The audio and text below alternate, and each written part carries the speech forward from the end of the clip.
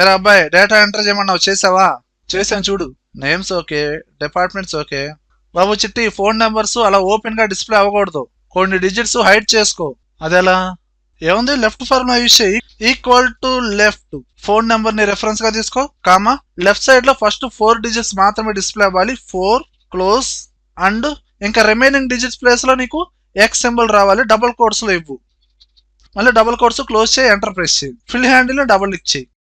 ఇలా కాదు, right side లో 4 డిజిట్స్ మాత్రమే డిస్ప్లే అవ్వాలి. అప్పుడు నువ్వు ఫార్ములాని ఎడిట్ చేయి. లెఫ్ట్ సైడ్ లో నీకు నెంబర్ డిస్ప్లే అవ్వాలి కాబట్టి ఇక్కడ 4 ప్లేస్ లో 0 ఇచ్చేస్తున్నాను. డబుల్ కోట్స్ ఎండ్ చేసిన తర్వాత అండ్ రైట్ ఫార్ములా యూజ్ చేయి. సేమ్ ఫోన్ నెంబర్ ని రెఫరెన్స్ గా తీసుకో, కామా 4 క్లోజ్ చేసి ఎంటర్ ప్రెస్ చేయి. ఫిల్ హ్యాండిల్ డబుల్ క్లిక్ చేయి. ఇప్పుడు లాస్ట్ 4 డిజిట్స్ మాత్రమే డిస్ప్లే అవుతుంది. ఇలా కాకుండా లెఫ్ట్ సైడ్ లో 2 డిజిట్స్ అండ్ రైట్ సైడ్ లో 2 డిజిట్స్ డిస్ప్లే అవ్వాలి. Good question.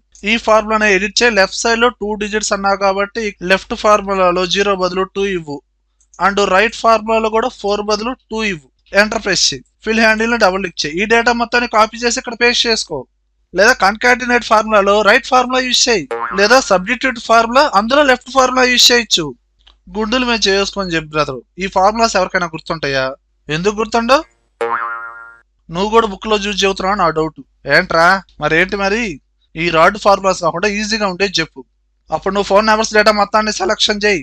కీబోర్డ్ లో Ctrl+1 ప్రెస్ చేయి. ఫార్మాట్ సెల్స్ కస్టమ్ లోకి వెళ్ళు. ఇక్కడ జనరల్ తీసేసి 0, ఎస్ క్యారెక్టర్స్ అనేది 3 టైమ్స్ ఇవ్వు. ఓకే ప్రెస్ చేయి. కానీ ఇందులో లాస్ట్ 3 డిజిట్స్ మాత్రమే హైడ్ అవుతాయి.